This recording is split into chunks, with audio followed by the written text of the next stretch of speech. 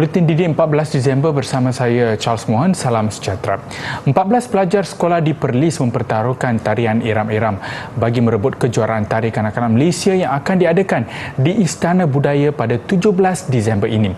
Ia merupakan penyertaan sulung negeri Perlis ke peringkat kebangsaan sejak acara itu dipertandingkan.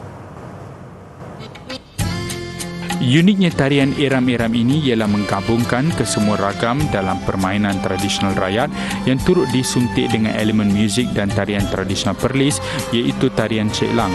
Tarian itu seolah-olah mengimbau nostalgia keriangan dan keseronokan permainan kanak-kanak generasi dahulu seperti pukul berapa Datuk Harimau. Penari turut membawa nyiru, iaitu alat untuk menampi padi yang sinonim dengan masyarakat di Perlis. Secara peribadi saya tengok walaupun mereka ini belum ada pengalaman untuk perform di hadapan halayak, apatah lagi di pentas seperti IB yang berprestij tu, tapi saya cukup yakin dengan potensi, dengan semangat yang mereka tunjukkan, yes, mereka boleh buat persembahan yang baiklah, insya-Allah. Walaupun masih baru dalam bidang tarian, pastinya mereka amat mengharapkan kejayaan untuk negeri Perlis. Okey, dalam tarian ni ada elemen berlakon, tarian. Dalam tarian tu kita ada selitkan juga permainan rakyat macam Tuan Tombak, Datuk Harimau dan Ram-Ram Pisang. Perasaan tu happy sebab dapat masuk tournament and then masuk terus kebangsaan. Rasa happy sangat and ada juga rasa gemuruh lah. Seronok.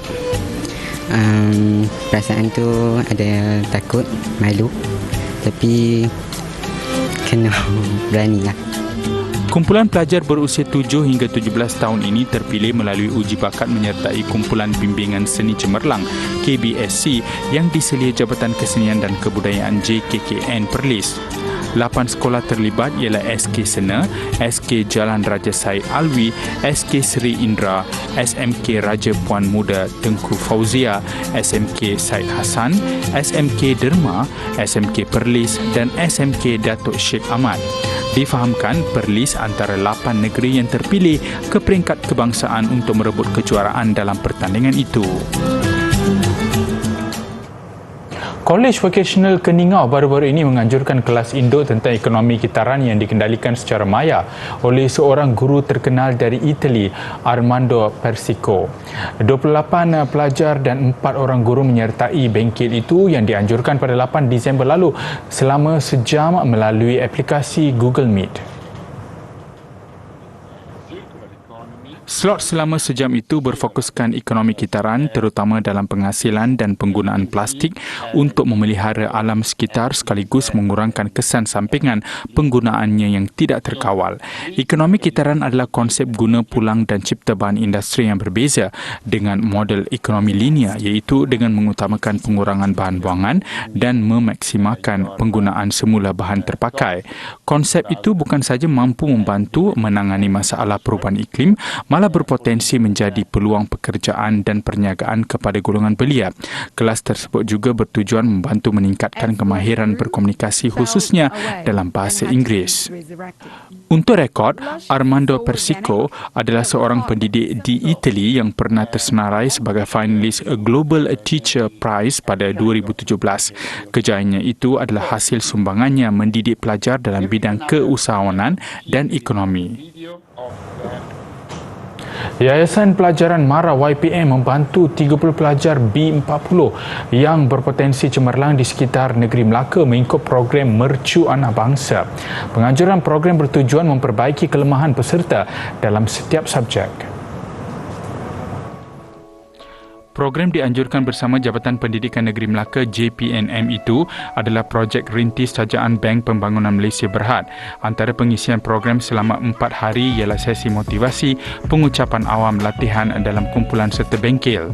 Pelajar yang terpilih telah melalui tapisan yang ketat oleh JPNM bagi memastikan hanya yang layak dan mempunyai potensi cemerlang bagi peperiksaan SPM 2022 terpilih. Sesi pertama program telah dilaksanakan hari ini, manakala sesi kedua dan ketiga dijadualkan awal tahun hadapan. Perasmiannya telah disempurnakan oleh Ketua Kumpulan Pengurusan Syariah Kumpulan Bank Pembangunan Malaysia, Nur Ain Muhammad Amin. Dan seterusnya di Johor, pelajar dari 6 sekolah di sekitar Pasir Gudang menerima sumbangan barangan persekolahan daripada Yayasan Sayang Mutiara YSM. Murid yang terpilih seramai 120 orang merupakan golongan kurang berkemampuan dari Sekolah Kebangsaan Cahaya Baru, SK Konglong Laut, SK Cendana, SK Kopok, SJKT Masai dan SJKC Ladang Grisik. Seorang bapa tunggal, K. Ishwar, terharu apabila anak sulungnya, Muvin, 7 tahun, terpilih sebagai salah seorang penerima sumbangan Back to School itu. Dengan pendapatan kira-kira RM1,000 sebulan, hasil berniaga kecil-kecilan, dia mengakui hanya membeli kelengkapan sekolah yang penting saja buat anaknya. Saya ada 2 anak. Ini anak besar saya, 7 tahun. So, saya semoga gembira atas persumbangan, majlis persumbangan yang berlaku di sini. Saya berniaga. Atas perniagaan ni dia ada sikit okey. Bulanan gaji pun saya RM1,000 lebih. Rumah, kereta, anak dah 2. So macam sumbangan-sumbangan kecil-kecil ni memang tolong macam orang yang susah-susah macam kita. Ishwar juga bersyukur kerana kedua-dua anaknya amat memahami kemampuan bapa mereka. Majlis penyampaian bantuan Back to School disampaikan Pengarah Eksekutif Kumpulan Mutiara Motors, Dato' Ahmad Kemin, merangkap pengurusi YSM di Dewan Muafakat Kampung Cahaya Baru Masai. Seramai 20 murid daripada SJKC Ladang Grisik menerima sumbangan. Kebanyakan ini daripada P40 dan ada anak yatim piatu yang kita pilih untuk menerima sumbangan ini. Saya berharap program ini dapat diteruskan setiap tahun sebab dalam memberi bantuan banyak kepada keluarga mereka, anak murid. Mengurangkan beban mereka. Terutamanya buka sekolah kan mereka memang memerlukan banyak duit untuk memberikan barang keperluan.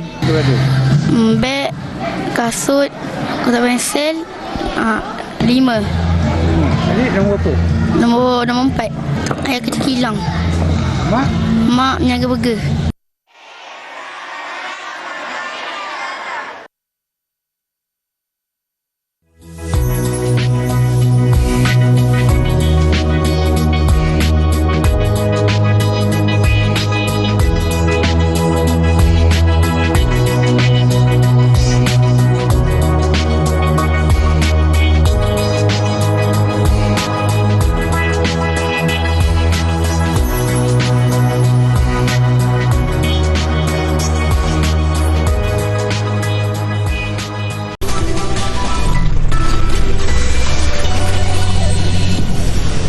Bersua kembali, filem animasi Mekamoto terbitan Monster berjaya meraih kutipan RM10 juta dalam tempoh 6 hari tayangan di Pawagam. Ketua Pegawai Eksekutif Monster, Nizam Abdul Razak, mengakui bersyukur dan terharu dengan sambutan yang diterima. Katanya kepada BH Online, kutipan itu dilihat amat menggalakkan, tambahan pula dengan musim cuti sekolah. Filem itu bukan sahaja mendapat sambutan kanak-kanak tetapi juga dinikmati pelbagai lapisan usia termasuk remaja dan dewasa. Tampaknya rata-rata penonton teruja dan terhibur dengan aksi serta lawak dalam filem tersebut. Mekamoto ditayangkan di 150 pawagam seluruh negara sejak 8 Disember lalu.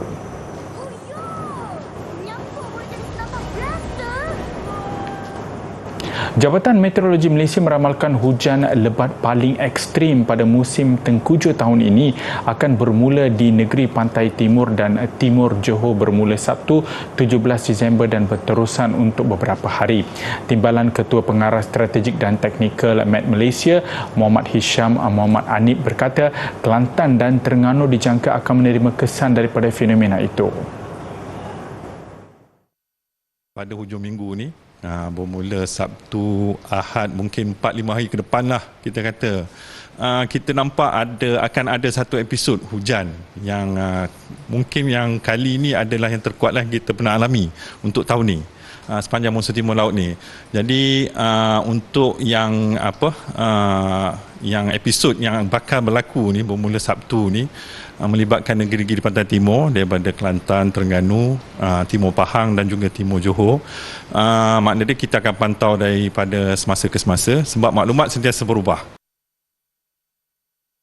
Pihaknya telah mengeluarkan amaran dan melarang aktiviti laut dari 17 hingga 20 Disember. Larangan itu juga disebabkan jangkaan angin kencang melebihi kelajuan 50 km sejam. Dalam pada itu, beliau menjelaskan cuaca di pantai barat agak baik dan menolak kemungkinan berlaku banjir besar dalam masa terdekat. Bagaimanapun, pihaknya akan terus membuat pemantauan dari semasa ke semasa kerana ketidaktentuan perubahan cuaca.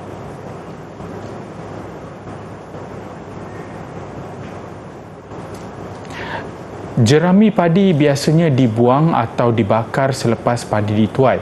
Begitupun, hasil kajian dijalankan penyelidik Universiti Tun Hussein On Batu Pahat Johor mendapati jerami boleh dikomersialkan.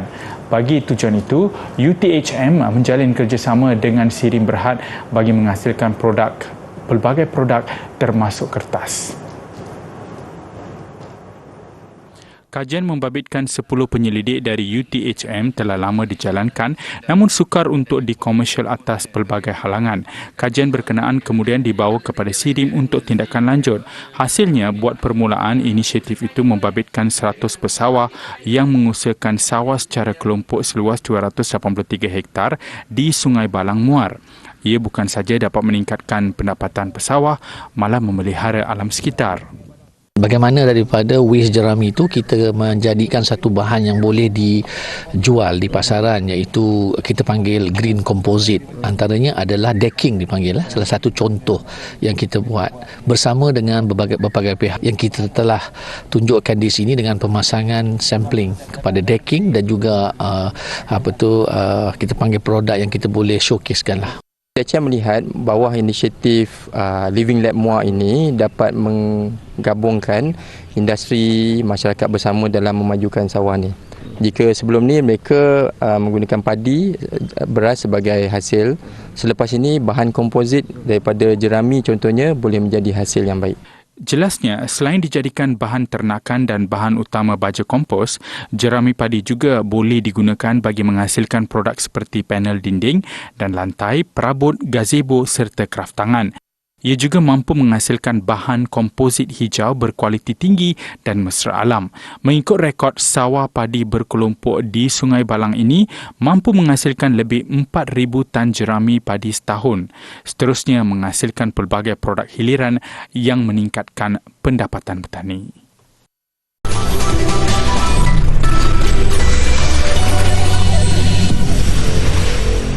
Persa kembali. Parlimen New Zealand meluluskan undang-undang baru anti merokok. Mengikut undang-undang baru itu, semua remaja yang lahir sebelum 2009 atau berusia kurang 13 tahun dilarang membeli rokok. The ayes are 76, the noes are 43. The motion is agreed to. Smoke-free environments and regulated products, Smoke Tobacco Amendment Bill, third reading. Undang-undang ini dianggap antara yang paling ketat di dunia.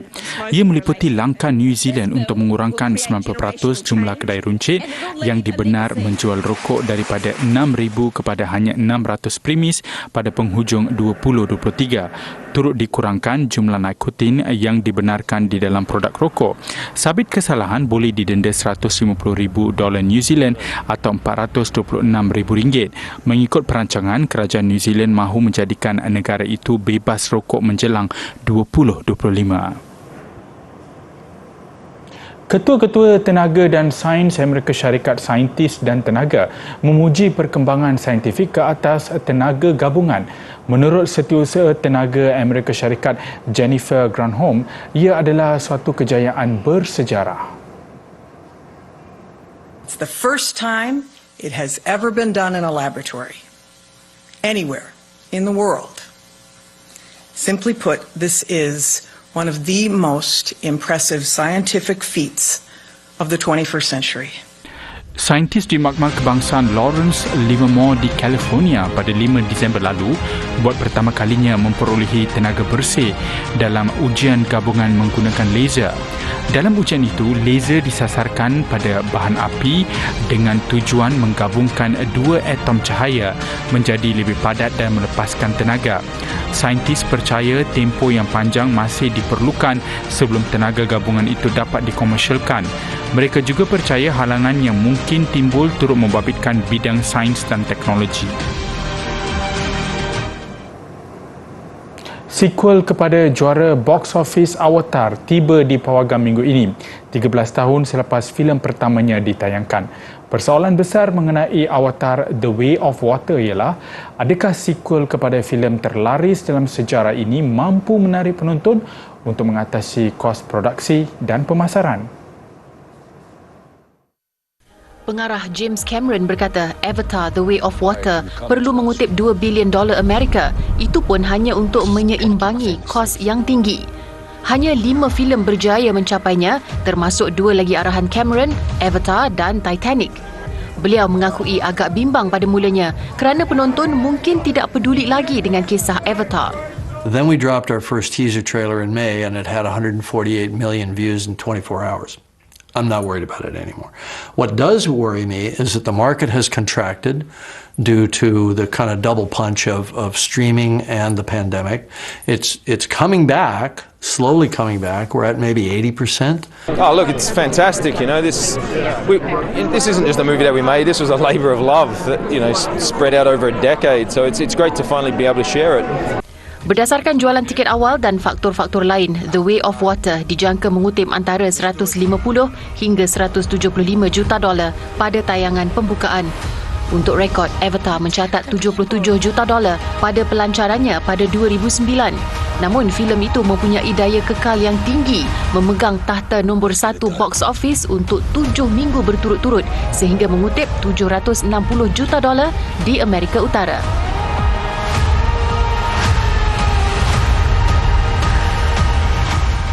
Suasana kemeriahan dan penuh warna di Sydney, Australia mengakhiri buletin Didi hari ini. Saya Charles Mohan, salam hormat dan kita jumpa lagi.